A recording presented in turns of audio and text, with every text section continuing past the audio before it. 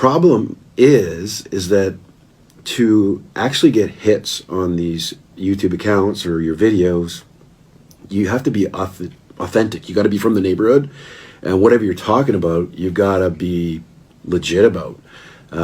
So if you're rapping about being in a gang, you better be in a gang, otherwise you're not going to get hits on it. So these kids kind of push themselves, because they want out of the neighborhood, they push themselves into these gangs, and then they have to walk the walk, unfortunately, and that can be very detrimental.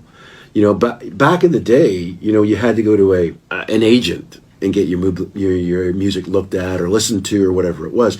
These kids have it a heck of a lot easier because that doesn't happen. All they have to do is upload a video onto YouTube and bang, it's there. And then these record companies just have to look for the music video with the most hits on it. The problem is that to actually get hits on these YouTube accounts or your videos, you have to be authentic. You got to be from the neighborhood, and whatever you're talking about, you got to be legit about.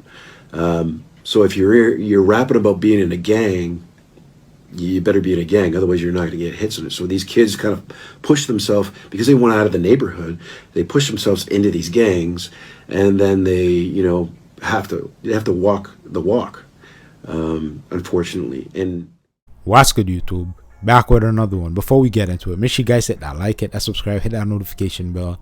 But let's get right into it. It's just looking like the Toronto police is getting ready to come for the rappers in the city, and they're gonna blame the gun violence, the gang violence on the drill music. And I'ma say that's cap, man. I ain't never heard nobody say I'ma join a gang to make it out the hood. Now he's trying to say that you gotta be authentic when you make drill music. You gotta actually be putting in work, and I'ma say that's a lie, cause if your music is good, the video is good, production is good, everything is on point, people are gonna listen to your music from all over, and how would they know you're not involved, right? And if people from your hood know that you're not involved and they're trying to push you to actually get involved in the street politics, those are people that you need to stay away from. Those are just haters, right?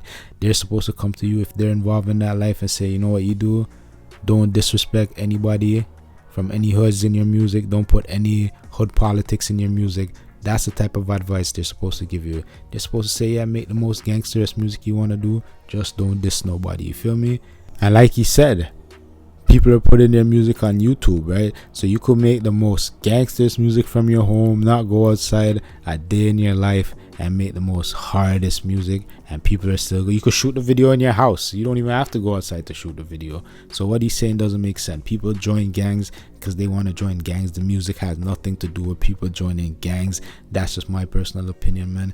Y'all can let me know, man. But Toronto rappers, y'all need to clean it up, man. Y'all need to stop the fuckery. There's too much money to get out here with the streams and all of this internet stuff. Y'all can let me know your thoughts in the comment section, though. Hit that like, hit that share, hit that subscribe button. Let me know if y'all agree with what that officer had to say. I mean, he made some good points, but I don't think people join gangs because they gotta do it. You ain't gotta do it to make the music. That's just my personal opinion, man. Y'all can let me know your thoughts, though.